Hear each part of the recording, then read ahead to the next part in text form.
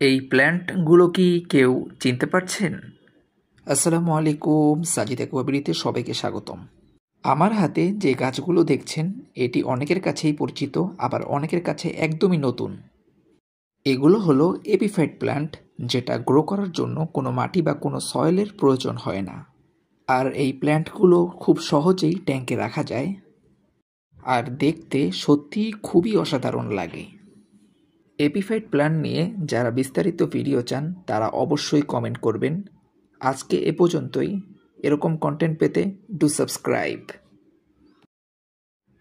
এই প্ল্যান্টগুলো কি কেউ চিনতে পারছেন? আসসালামু আলাইকুম, সাজিদ অ্যাকুয়ারিয়াতে সবাইকে স্বাগতম। আমার হাতে যে গাছগুলো দেখছেন এটি অনেকের কাছেই পরিচিত, আবার অনেকের কাছে একদমই নতুন। এগুলো হলো এপিফাইট প্ল্যান্ট, যেটা গ্রো করার জন্য কোনো মাটি বা কোনো সয়েলের প্রয়োজন হয় না। আর এই প্ল্যান্টগুলো খুব সহজেই ট্যাঙ্কে রাখা যায়, আর দেখতে সত্যিই খুবই অসাধারণ লাগে। এপিফাইট প্ল্যান্ট নিয়ে যারা বিস্তারিত ভিডিও চান তারা অবশ্যই কমেন্ট করবেন।